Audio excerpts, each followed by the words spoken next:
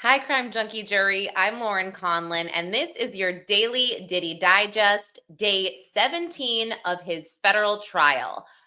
Whew, where to begin? I want to start off by telling you guys something that happened actually right after lunch. I just want to jump into that because it was a pretty big deal. The judge really admonished the defense and came down on them because Diddy, at one point during the remainder of Bryana Bongolan's cross-examination done by Nicole Westmoreland, he appeared to be nodding his head and staring at the jury. I've seen him nod his head at a lot of stuff. I did not see him nod his head at the jury, although I wasn't in the best spot to see him today. So there's that. But clearly, I mean, he did it. So they said, or the judge said, if he does this again, he'll be out for the remainder of the trial. So pretty big deal. But yeah, I wanted to tell you guys about that first before getting into Bryana Bongolan's remainder of her cross. Now, I thought that at the beginning, Nicole Westmoreland kind of pulled back a little bit, and I was wrong. She went just as hard as yesterday, and there was a very tense moment on the stand after a lot of back and forth about her lawsuit. I'll get into that in just a minute.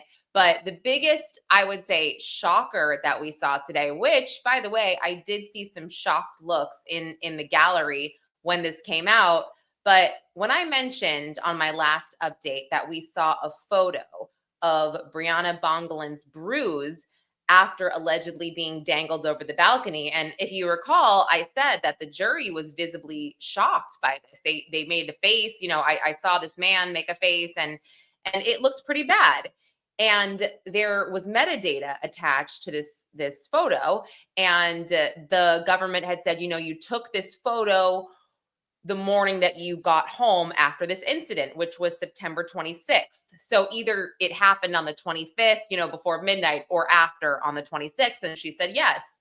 And today we heard from Nicole Westmoreland. They brought up this picture, and this was pretty much the last topic of discussion in the cross. And she said, so the metadata on this picture, it says September 26th, 2016. You are certain that you took this after the alleged balcony dangling incident? Yes, I'm sure, etc. And she said, were you aware that Mr. Combs and Miss Ventura were actually in New York and New Jersey for the Bad Boy reunion tour on September 26, 2016? And Bongolan said, I don't know. And then she said, Westmoreland said, yeah. And then on the 25th, they were actually at a charity dinner in New York City. And then they pull up a defense exhibit, which was the Trump Hotel invoice. And it showed that Diddy stayed at the Trump Hotel from September 24th until the 29th. That's when he checked out. So that was like, whoa, okay. But there was no real explanation that Bongolan gave as to why the dates were off. I mean, listen, this was a long time ago. Everybody's memory changes. However, it was shocking, I would say, in the courtroom just to see that. I guess that could be considered impeachment to a degree. Not saying that the incident didn't happen, but the dates were off, and I am just reporting what went down today. So just backing up a little bit, during the other parts of her cross-examination, Bongolan said at one point when she had the neck brace on, Nicole Westmoreland was kind of like, well, you went to a party at Diddy's, at this private club he threw a week later. Did you wear your neck brace? And she said no. And then she also kind of honed in on the fact that she had this horrible, scary thing happen to her. And then she went to one of his private parties a week later. And then she kind of said, so is it fair to say that your ex-girlfriend who took this photo of you in the neck brace, you put the neck brace on for the photo and then you took it off? And she said yes. She actually agreed with that. But during the redirect by the government kind of clarified that. They're like, well, you would say that you wore the neck brace for more than just that one photo. And she was like, oh, yes, I did. So Nicole Westmoreland during cross also brought up the fact that Cassie had invited Bongolan to sleep over about a week later via text messages that we saw. And Bongolan said yes. And again, Westmoreland was like, okay, so this happened to you and you're ready to go sleep over at the same place a week later, or barely a week later, after, you were traumatized. So it was a lot of that. It got very tedious when talking about the lawsuit from basically her lawsuit in 2024. I think I went over this in the last update. She hired a new lawyer because her original lawyer got some info wrong. And they brought up his name, Tyrone Blackburn. And she said that he had written that Diddy sexually assaulted her, or touched her in a sexual way type of thing. And she did correct that on the stand and saying it was the way he kind of picked me up. And her new attorneys kept in the groping part. So Westmoreland kind of said, you fired Tyrone Blackburn because he put wrong information in your lawsuit. And she said, yes. And then she said, and your new attorneys kept the same type of information, but you perpetuated this lie, essentially. And this went back and forth for a while. Bongolan would say, can you rephrase that? There would be an objection. And then she would say, I don't agree with that, but I can't answer this way. It was kind of a lot. And then, the redirect, the government got up there and said, Miss Bongolan, you've explained what happened to you using your hands. So is it fair to say that when you sat down with your second set of attorneys, you were indicating the way Mr. Combs picked you up, which was kind of like right here. And, while doing that, he did grope your breasts. And she actually said yes. So that was that. So that was the extent of Bryana Bongolan. And then well, actually, I'm not skipping ahead, but in the morning, the government had discussed wanting to get a text thread between Cassie and Christina Coram involving this incident, the balcony incident, into evidence. And the defense was objecting. The judge did let it come in, but they didn't show us this evidence until after Bongolan was off the stand. So what we saw was on September 30th, which would have been a day after Cassie and Diddy got back from New York and New Jersey, we're shown a text message from Cassie to Christina Coram. And it said, the first line of it said, hey, I just found out some crazy shit. And then she explained what happened to Christina Coram, and Christina Coram was like, what? Are you serious? And then Cassie said something like, I have to stay away. Now, I just want to point out that we have heard a few different stories of Cassie witnessing the balcony dangling incident. And even from Cassie herself, who said at the end of being questioned about this during cross, she said, I saw what I saw. I don't know what that means. This text message indicates that she didn't see it because she said, hey, I just found out some crazy shit. And then Bryana Bongolan had said that Cassie comes out of her room during or after the ordeal. She's not sure. And that Cassie said, hey, did he just dangle you over a balcony in disbelief? So we have heard conflicting statements. And I don't think this helped much, except for the fact, or helped the government much, except for the fact that I think the defense was trying to say that the balcony dangling incident never happened. And the government was showing this text message to say, hey, it did happen, in fact. But again, I think this is questionable, but who knows what the jury is thinking. Anyway, then we moved on to Enrique Santos. He was the next witness. He works for the U.S. Attorney's Office investigative unit. He is a forensic data analyst, and he did the extractions on 3 of Cassie's devices. So he talked a lot about, the programs they used, Cellbrite, and there was another one. It was called Gray Keynote. Did I say that right? Gray Keynote. Hopefully I'm saying that right. I'll check that right after. But he talked about basically when he extracted the data from Cassie's phones, the reasons why we are seeing it formatted in certain ways when we're looking at it on the screen, when they show us evidence. He said that not all emojis show up because this is on a PDF form and the PDFs can't support all of these emojis that they pull. Additionally, a lot of the data he pulled was deleted information. And so he said when you pull deleted information, it doesn't always have each user's name.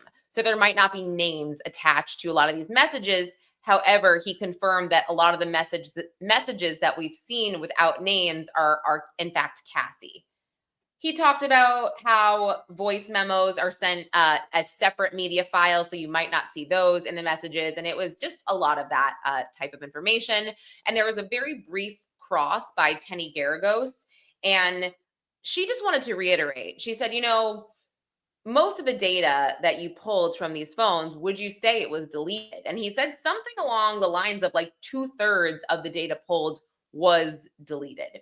And then she said, you mentioned that some of these capture dates on the photos that we've seen come into evidence, the capture dates are probably accurate. And she said, so probably, what does that mean? And he explained, well, we as forensics people, we don't like to speak in absolutes. We like to speak in probability. We were not there to take this picture, etc. So they want to operate on the safe side. However, he said that capture data in his experience is the most accurate. So that was that, pretty quick. And then we heard from Jane. Now, Jane is a pseudonym. She's going by Jane. She is one of the victims, and she testified. We started her direct testimony today, which was done by Maureen Comey. And Jane testified that she is a single mom. She grew up in California. She went to junior college but dropped out, and then worked at various restaurants and was a model. And she confirmed that she dated Sean Combs from 2020 up until his September 2024 arrest. I was very shocked at that. I did not know that. She talks about meeting him in Miami in 2020 while she was on a girls' trip that actually he paid for, because one of her friends was kind of casually seeing him. So she said they met on this trip and they kind of connected, but it was weird because her friend was kind of dating him. But when they were exchanging numbers, they referred to each other as Bert and Ernie. So they put, I guess, each other's names in their phones as Bert and Ernie. And by the way, for all the witnesses, this is just a side note, for all the witnesses, they normally put up a photo and they say, do you know who this is? This is Cassandra Ventura. This is Sean Combs. So they put one up of him and they said, do you know who this is? And she said, Sean Combs. And they said, do you know him or call him by any other name?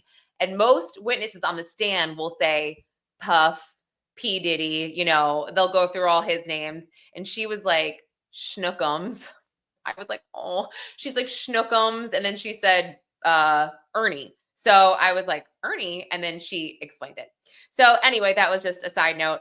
So she talked about how she didn't really start, I guess, seeing him, or they didn't start developing this relationship until that one friend got engaged to someone else, stopped seeing him. So she describes their first date. She was going to be in Miami for something, but he offered to get her a hotel. And this was January in 2021. So she says their first date was so romantic that he took her to the Faena Hotel in Miami. They were on a balcony having dinner, and that first date ended up lasting 5 days.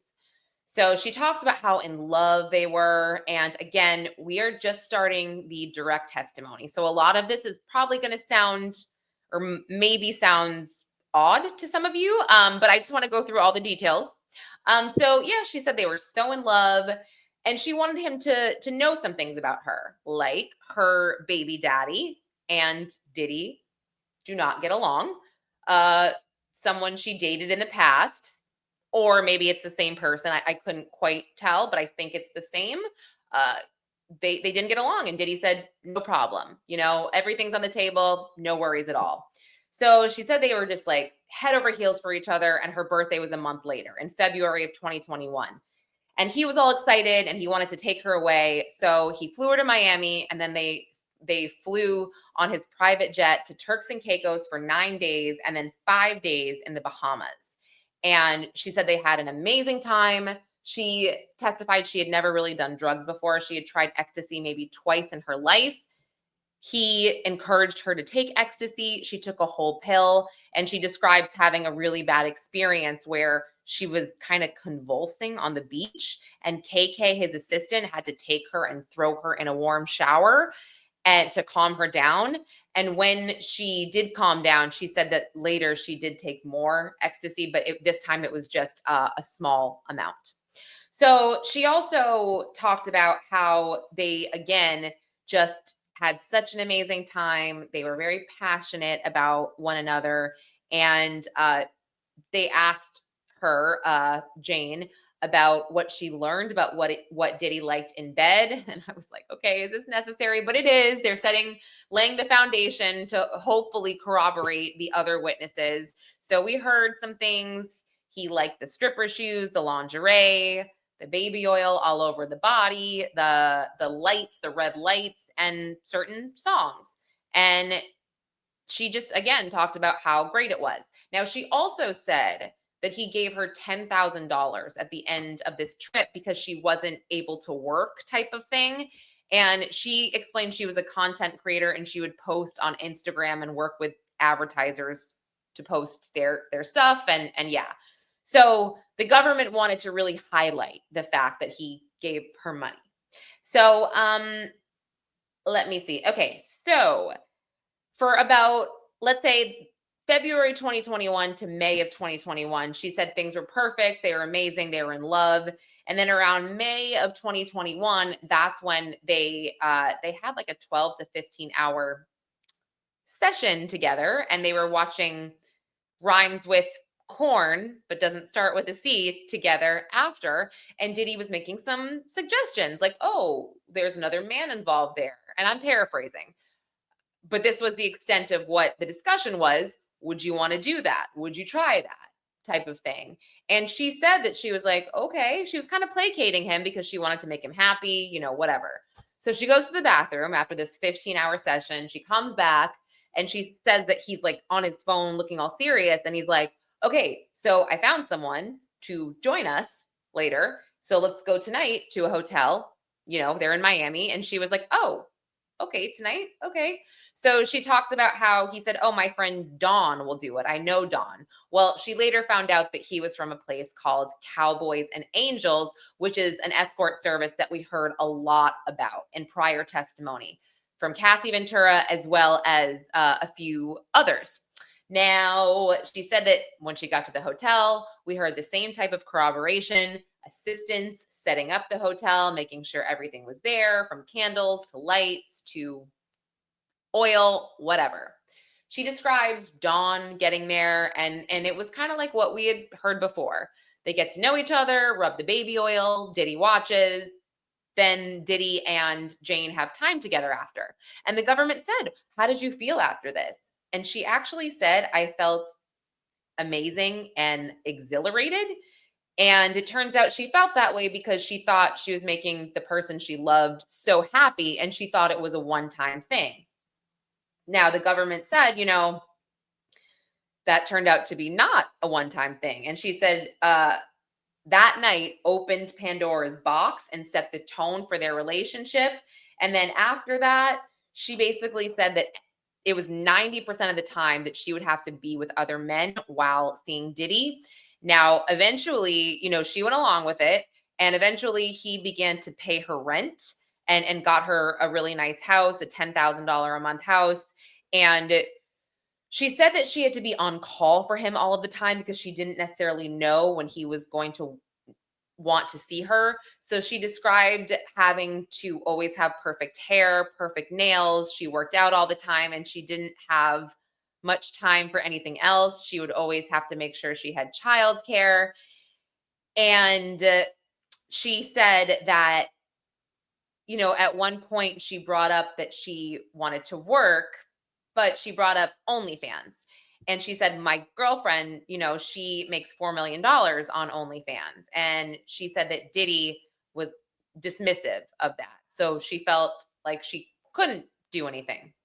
So then she describes that when she would start to tell him, and she said it was mainly in writing, sometimes it was verbal. After a while, she didn't want to do these hotel nights because she said they didn't refer to them as FOs. They called them hotel nights or debauchery. And that he would be like, yeah, okay, if she would bring it up, like dismissive of her. And then at one point, when he was paying for her home, he had said, okay, well, if we're not going to see each other anymore, like, do you need 3 months before you kind of move out of the house? Because I'm not going to pay for someone that I'm not seeing to live in this house. And so she basically was like, okay, well, I guess, I don't want to break up with you, but it's just, she said she felt the exact words were obligated and frustrated. He was angry when she took a trip with her friends without clearing it with him. I'm trying to make sure. And then we saw an email between someone at Bad Boy with wire information and her landlord and her about the house. So we saw that.